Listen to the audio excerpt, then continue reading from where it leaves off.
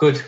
So, very good evening once again to you all. Myself, Balaji from Vanakkam, Germany. So, most of the people must be aware about the Vanakkam, Germany. We make videos all about Germany, explaining the expats, making the expats life more easier.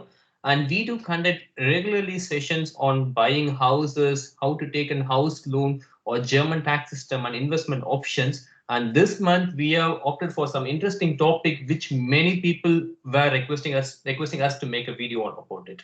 Buying an old house in Germany. In the past, we have made two sessions of how to buy a house in Germany, but there were many questions popping up on particular topic. What kind of things to look while buying an old house? Because buying house is going to be the one important asset in our life.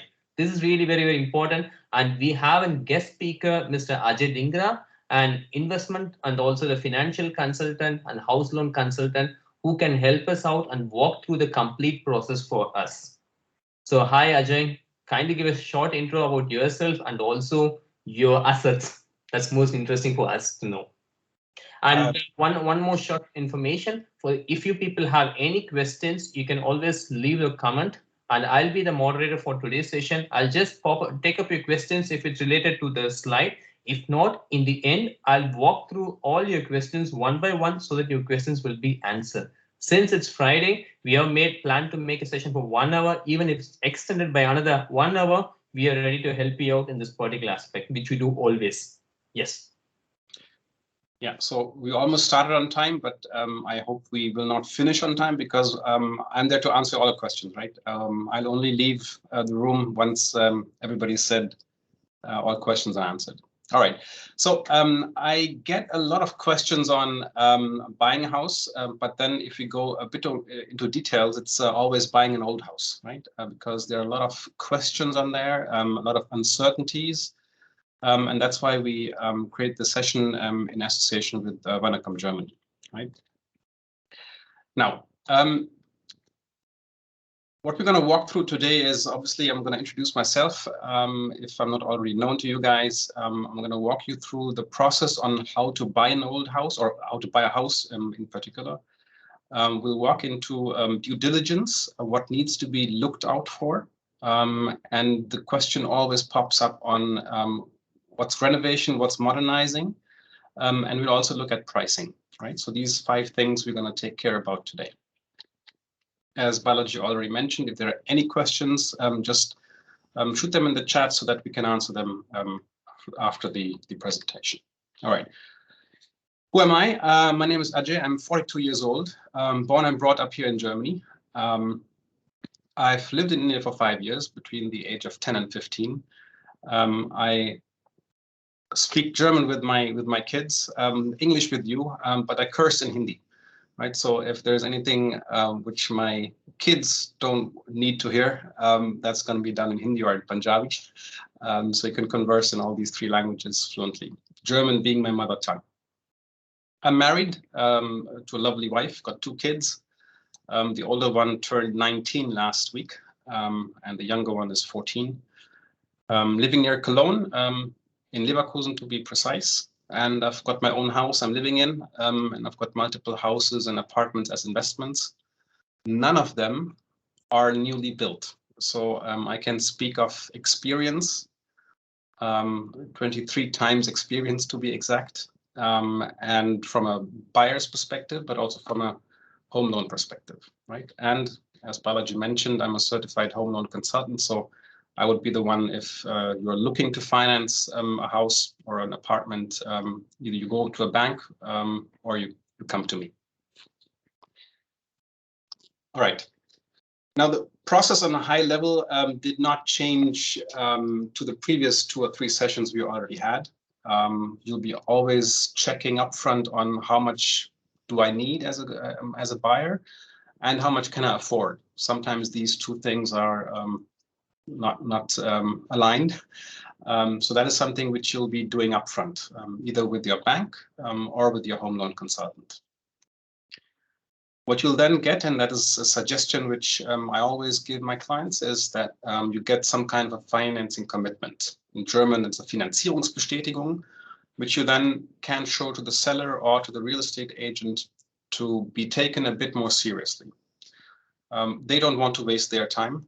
And most of the real estate agents or sellers will want to see this kind of a statement, that kind of a one-pager, to ensure that you've already spoken to a bank, that you have backing of a bank, or you have cash in hand to buy the house, and you're not just wandering around and going window shopping and not able to buy anything. So that's one thing which you might want to ask your home loan consultant to provide to you.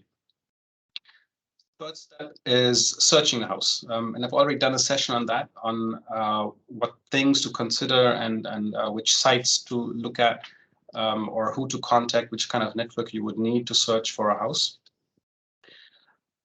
Then finalize with the realtor or the seller on pricing, but that's not the only part, by the way. You'll have a look at terms and conditions as well.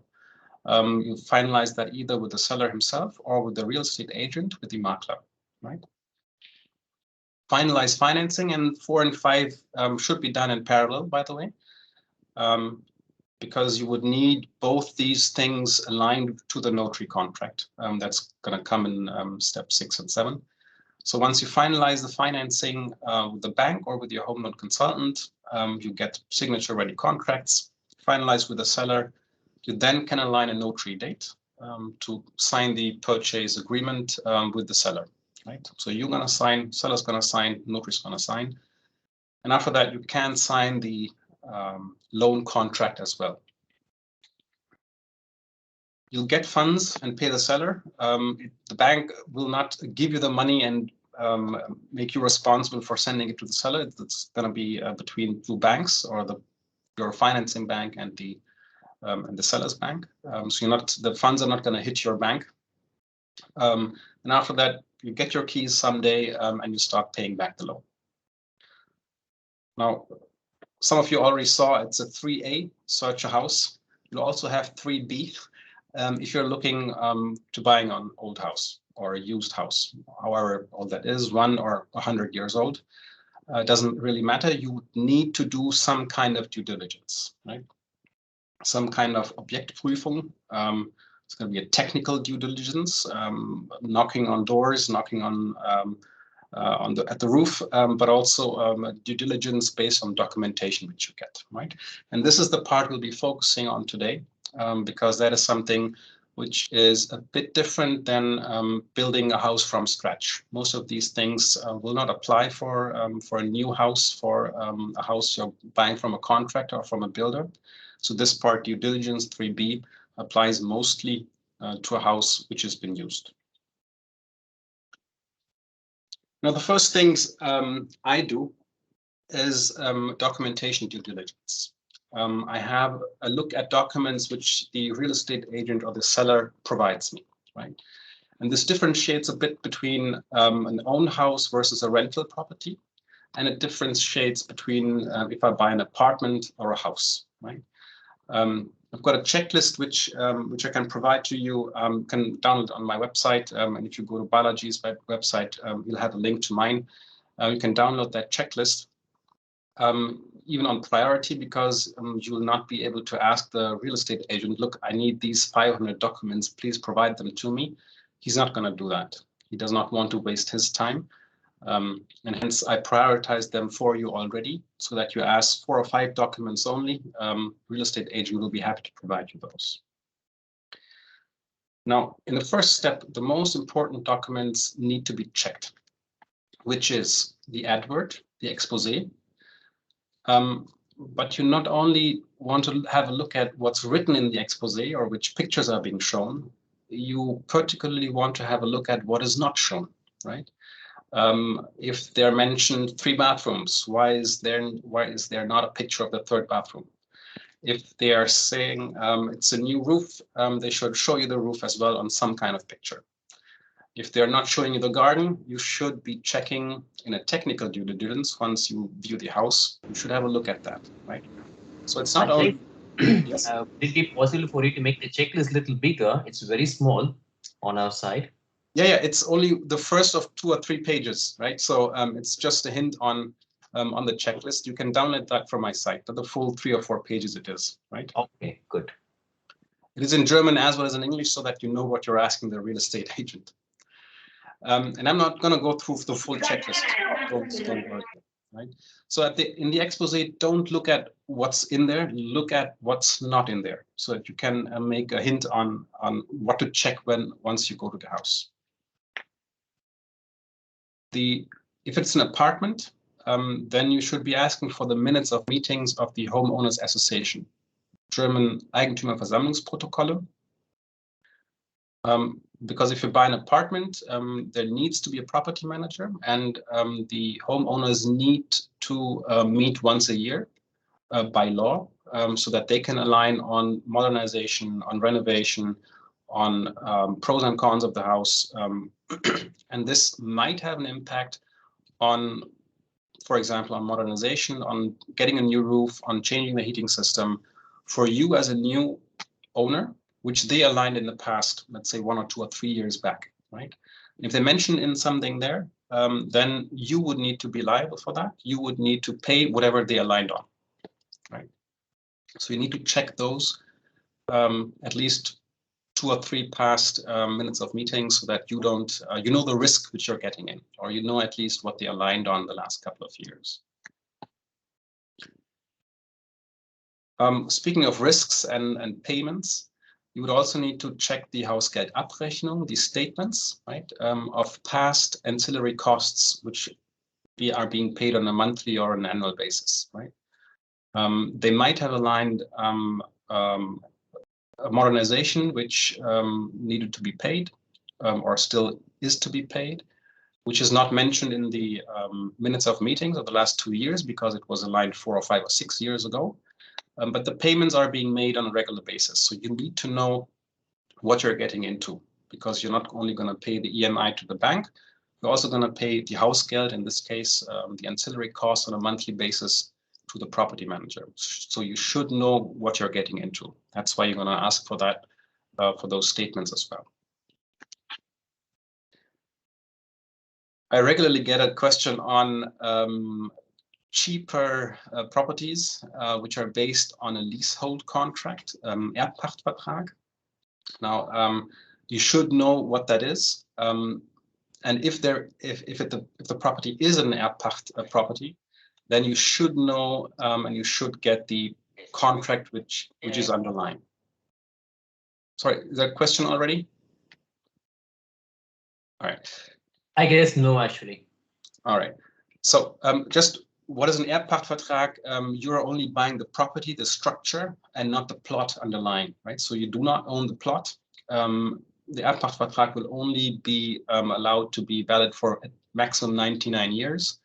And after that duration, after the contract ends, you need to sell the property, the structure, to the owner of the plot, right? At a market value, which might not be the value you're expecting, right?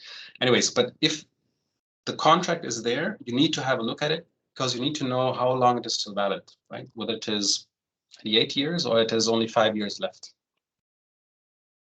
What you also need to have a look at is the Wirtschaftsplan, the current business plan of the homeowners association, right?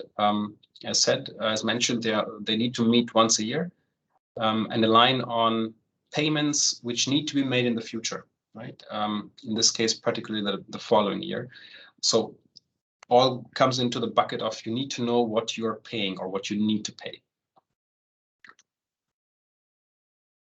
Going into the nitty-gritties, you would also need to have a look at the Grundbuchauszug, the current land register.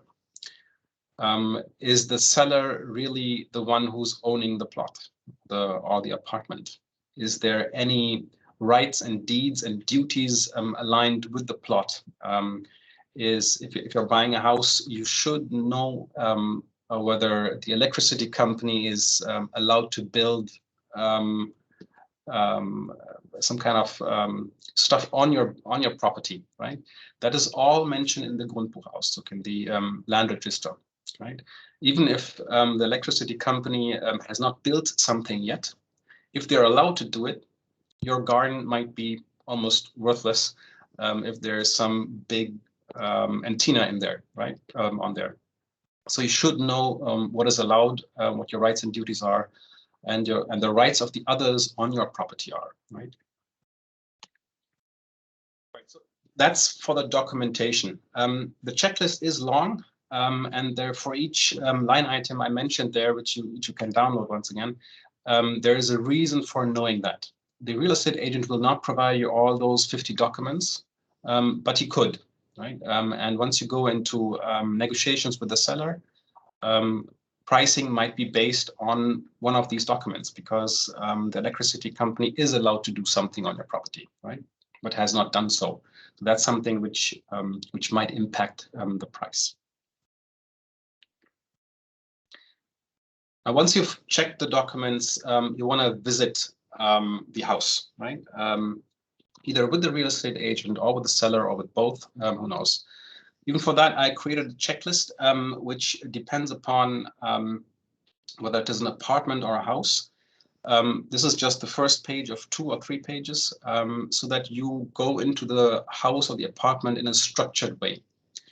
You might be in the odd situation of needing to view 2, 3, 5, 10 houses or apartments to come to a conclusion, first part, or being awarded the apartment, right? Most of my clients view a house, they offer something, 500K, and the seller says, I've chosen somebody else because he paid more or he was looking nicely or whatever, right? So my suggestion is always to go to these viewings in a structured way, not just to browse around, but to have some kind of structure, whether it is inside out, top down, bottom up, whatever it is. That's up to you, but it needs to be structured so that you make an informed decision on buying that asset for you. I differentiate between houses and apartments because there are different things to take care about. If you're looking at a house, then these 4 or 5 things are the most important ones because they're the most risky ones, meaning the most impact on your budget, right? If a heating system is failing or is not up to date, it's going to cost you about 10,000 euros, right? Plus minus, obviously, because I've not seen the house. Could be a small heating system, could be a large one, but you can budget about 10K for that. If it's a large roof and it's not up to par, you can pay 15 to 30K depending upon size.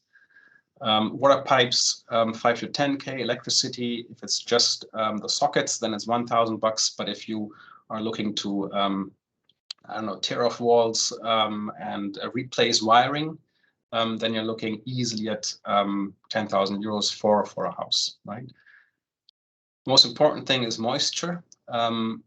Either at the bottom in the basement or in the attic at the top, that easily could ruin the house. But it could also be just moisture from, I don't know, too much water in the basement, for example, right? So it could be 0 or a 50K budget. You will need to 50,000 euros you need to have to fix and repair whatever is there. Now, I differentiated between house and apartment because in an apartment, most of these things will not apply to your own budget. It'll be based on the building, which is only partly yours, right? The homeowners association would have some kind of a fund, Rücklage, to which they contribute to. And most of these things, heating system, roof, water pipes, moisture, might be affecting that fund and not you personally. Right? That's why most of it is already covered. Hence, you should be looking at the fund, which the homeowners already built, right? You'll get that in the Wirtschaftsplan, which I just mentioned one slide back, or even in the Hausgeldabrechnung, to check on how far are they. Is it only 100 euros in the fund, or is there 100,000 euros in the fund, right? And what did they align already on modernizing? So it's important to have a look at that as well, because if you're buying an apartment, you're buying part of the fund with it. Nonetheless, electricity would still be on you because wiring within the apartment is on you. Still 1 to 10,000 euros, depending on what you want to do. Moisture, you should be looking at outer walls and basement. That is part for the building, but if it's within the apartment and it might have not been ventilated well enough, then that's on you, right? But typically most of moisture damages can be taken care of within a couple of €1,000. Bathroom is something which is going to be on you. Most of my clients want to change the bathroom once they move in because it has not been renovated or modernized for the last couple of years or decades. So that's something between €5,000 and €10,000, depending upon what you want to do and how big the bathroom is. Right. So takeaway here is if you go to a viewing, do it in a structured way. And for the second viewing, please do yourself a favor, take along a surveyor, right, a Baugutachter, or some kind of handyman or craftsman for the second viewing, if you want to really buy the apartment, so that you can judge and estimate the risk and translate it into some kind of euro figure, right, some kind of budget, because even that can be financed by a bank, if not being paid by you. But you at least need to know, is it expensive? And if yes, how expensive is it? Right. Surveys, before the question pops up, cost between €500 and €800, depending upon size of the house or the apartment, right? But that money is well invested because they might save you from financial ruin, right? If they find out there's moisture in the basement and it's non-repairable, or you need to buy a new roof once you move in, he's going to save you €80,000 worth of trouble and suggesting you not to buy the apartment, right? So please get in contact with some of these guys and take him along.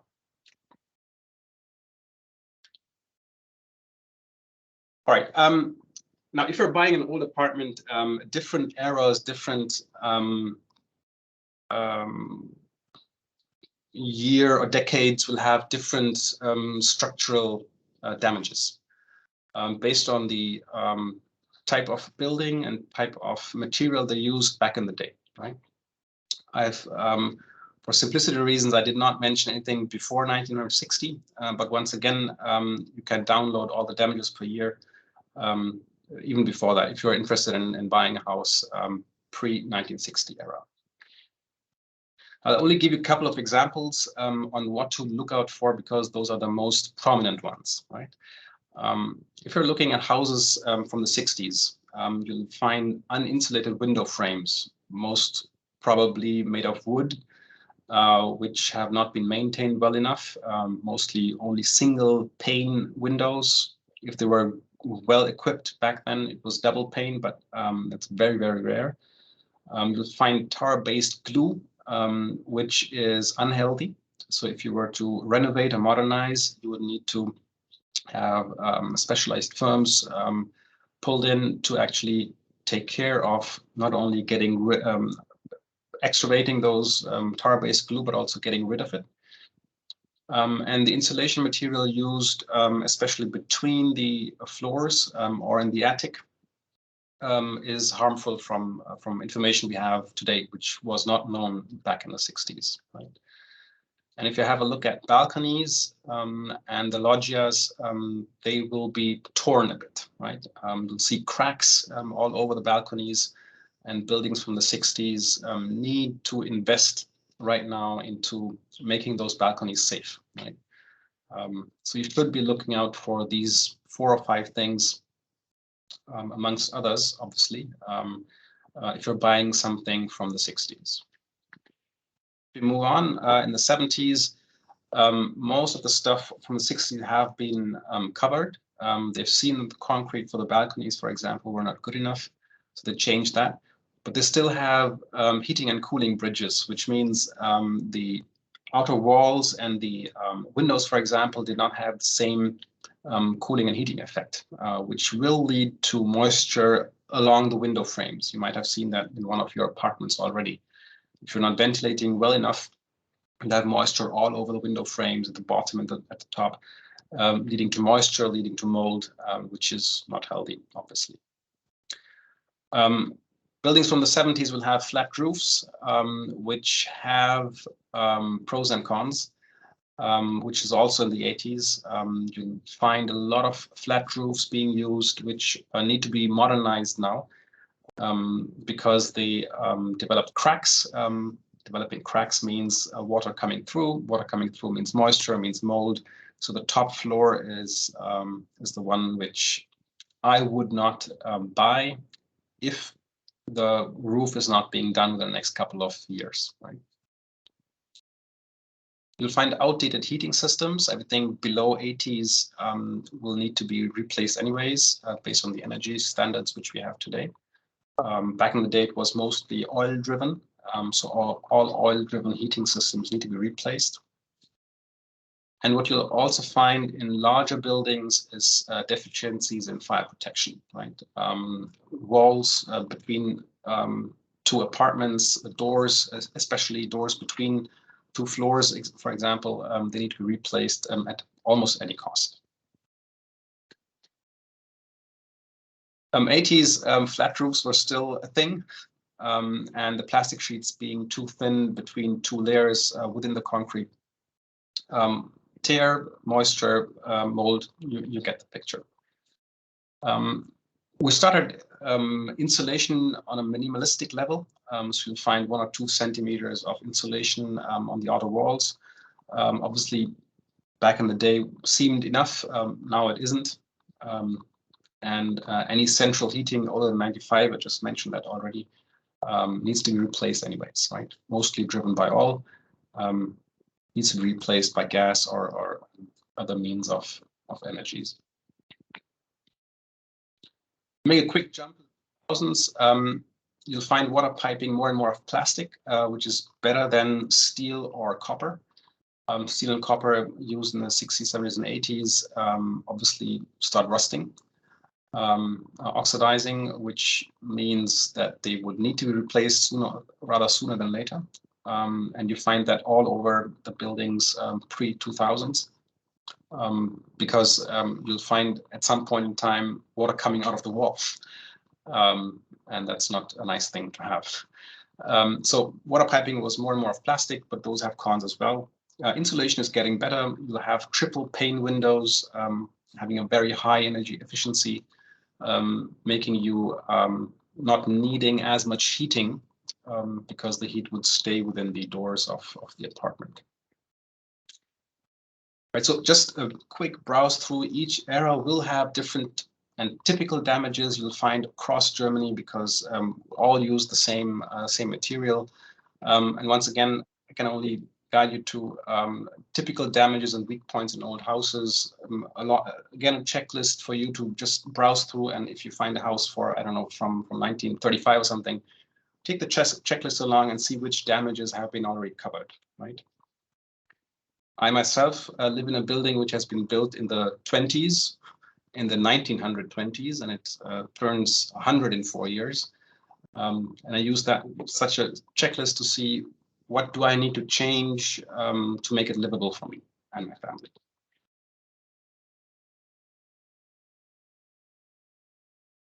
All right, once you move in, once you bought the place or are thinking about buying it, you'll quickly have a question on modernizing and renovating. I'm differentiating here on purpose because modernizing increases the value of a property, while renovating does not.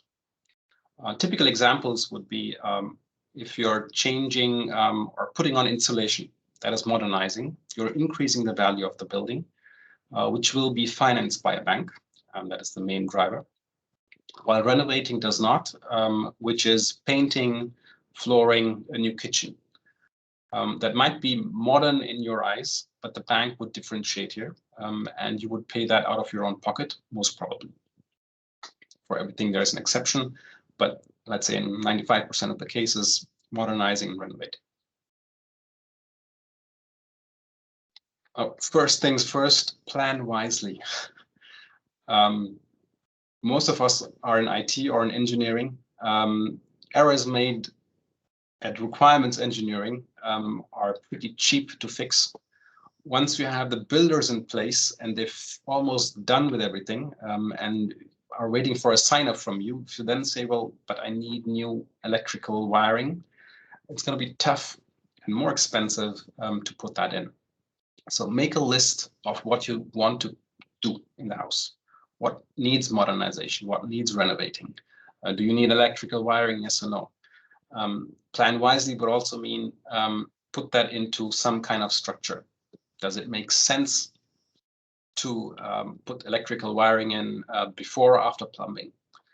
Does it make sense to paint the walls after or before I have a plumber in? So these things need to be in some kind of sequence. And get handymen to do it.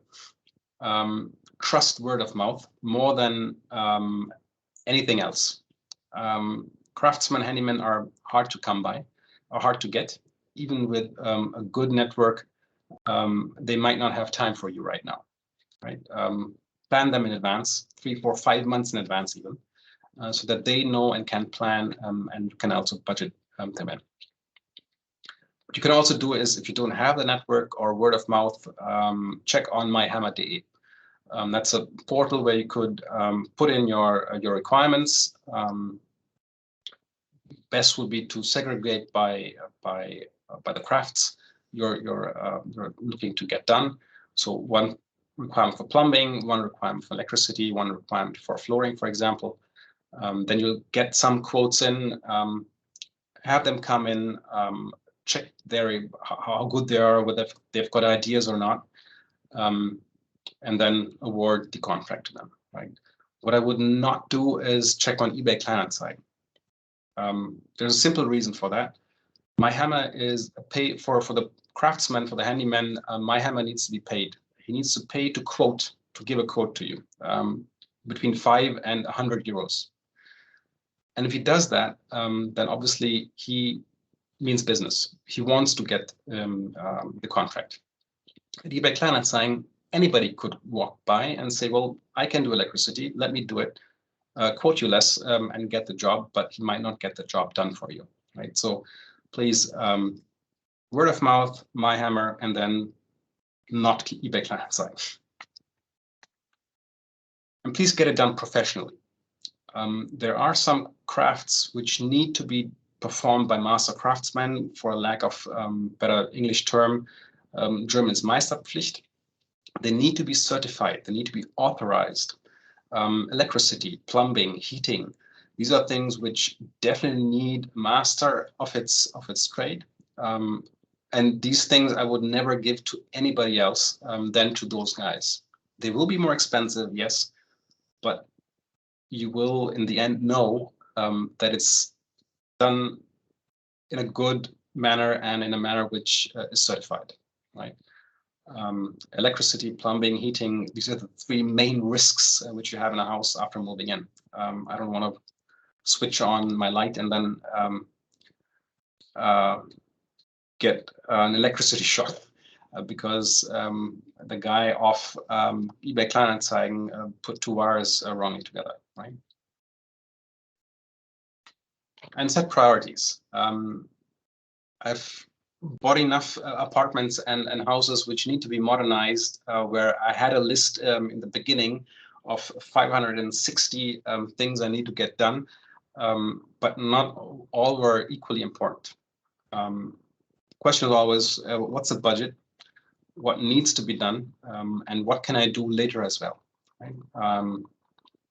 Does it make sense to park the shutters of the windows, because that is something which can be done later on as well without any dirt, nothing, just needs to be put in and gets electricity from somewhere. You can always prepone stuff, you can postpone stuff, but you need to have a look at, that's coming back to number 1, plan wisely.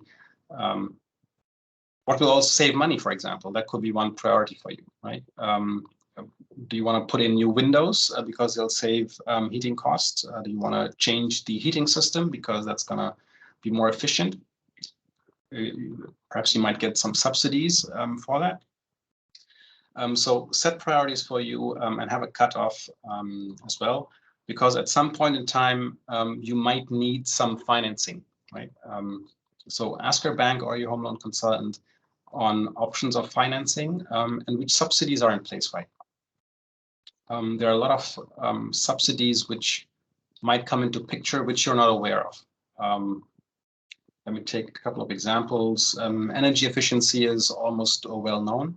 So if you're trying to save energy and putting in a triple pane window, you'll get some kind of subsidy for that, right? Either cash back from the government or reduced interest rates, or both even. Or if you're making your house more secure, putting a new door which has certain standards of not being able to enter and breaking in, that's going to be subsidized by cashback. Or if you want to make your home more accessible, right, for elderly people, no stairs anymore or less stairs or whatever, or making the doors broader, stuff like this, that is also subsidized. So please ask your home loan consultant on which subsidies make sense for you. And that might also change your priority or your plan as a whole.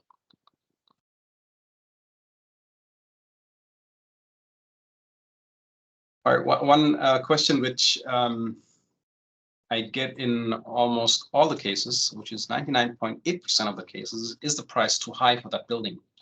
And my answer is always, yes, it is. But the question is always check with your home loan consultant on a realistic price or with the bank, because the price is always going to be too high for you as a buyer. And if I were to ask the seller, he would always say, well, it's too low, right? And that has not been today the case. It has been a decade back, 2 decades, 5 decades. You go back in time, it's always going to be the same answer, right? The buyer is always going to say the price is too high. So please check with the bank or with your home consultant on a realistic price.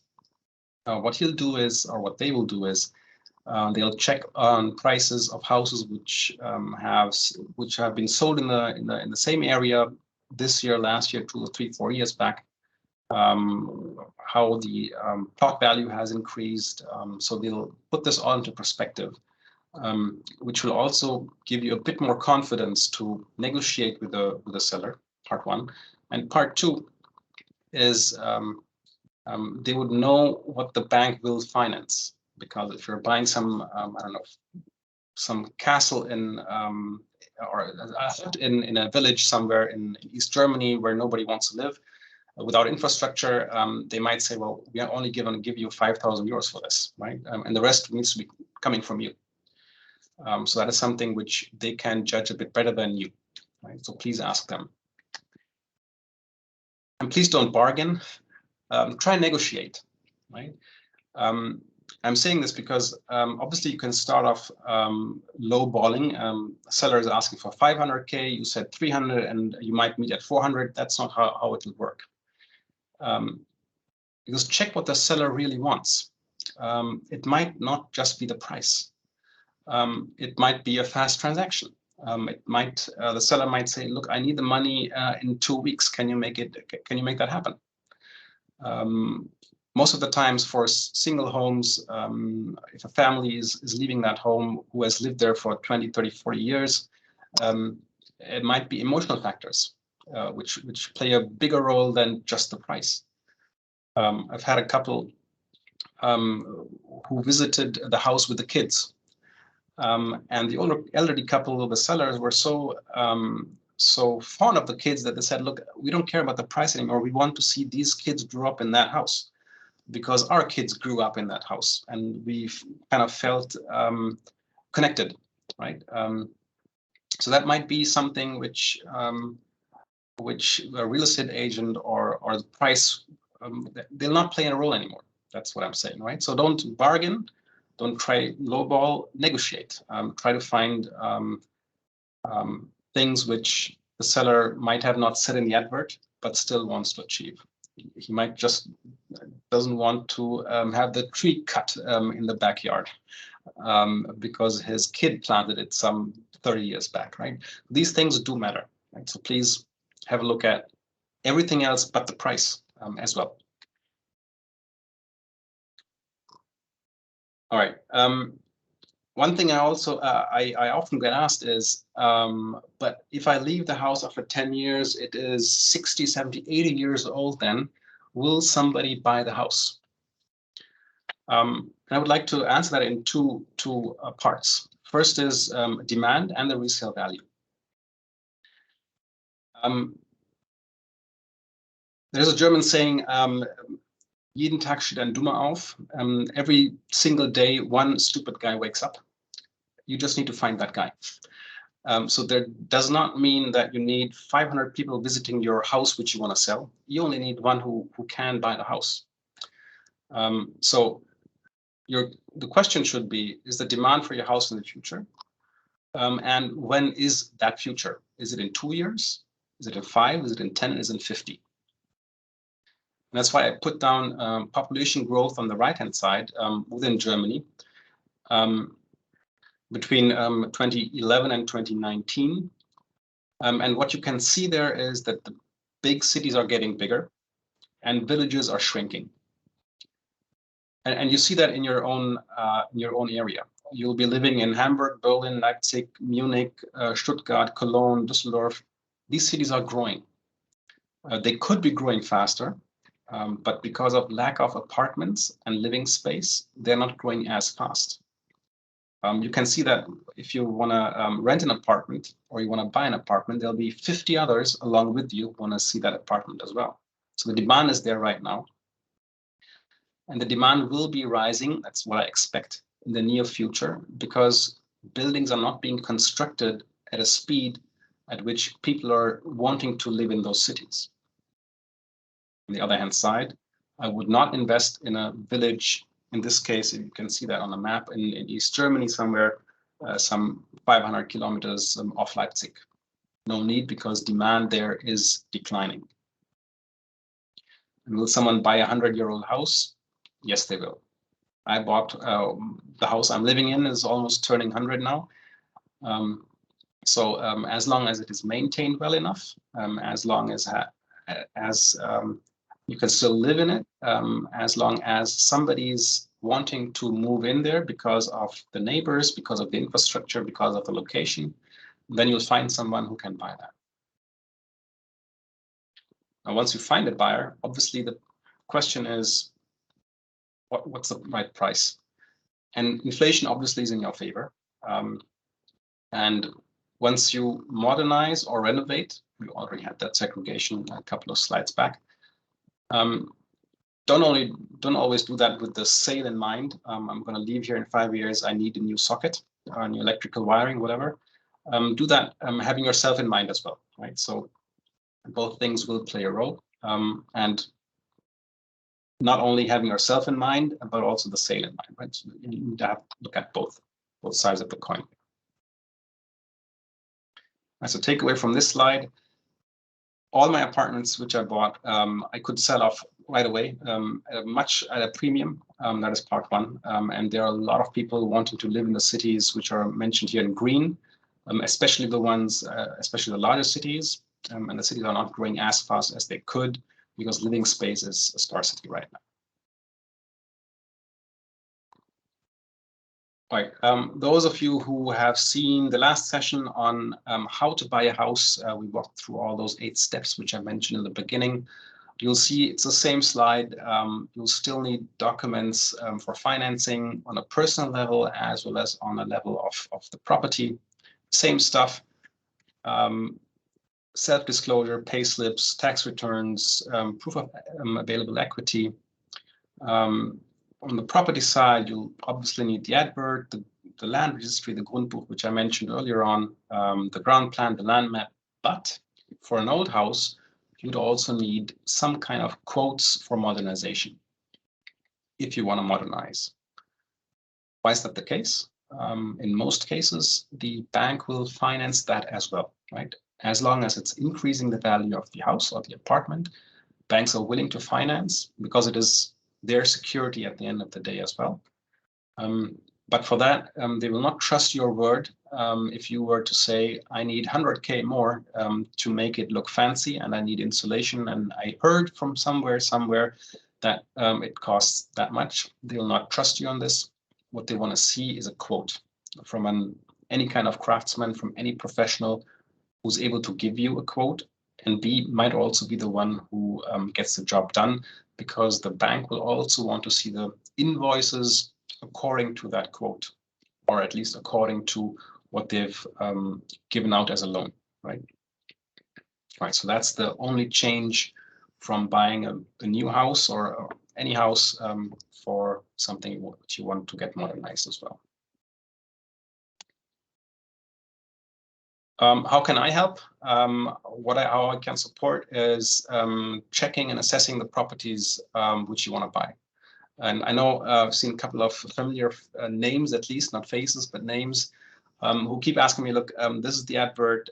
What's the realistic price? What do you believe a bank would give us? And that's something I do on a day in, day out basis. Obviously, also provide home loans and personal loans as well if needed. You can contact me through the form, which Balaji will share in a couple of minutes, I hope.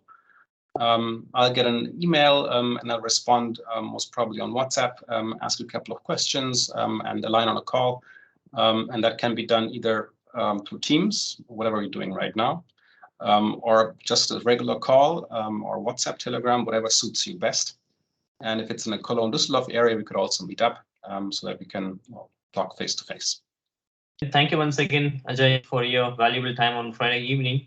And thank you people for joining the session. Hope it was useful for you people. Stay in touch with Vanakkam Germany. We will help the best whatever we could, and we connect you with the right people on the way. And have a nice weekend all. Bye-bye. All right. Bye-bye. Thank you. Bye. Thank you.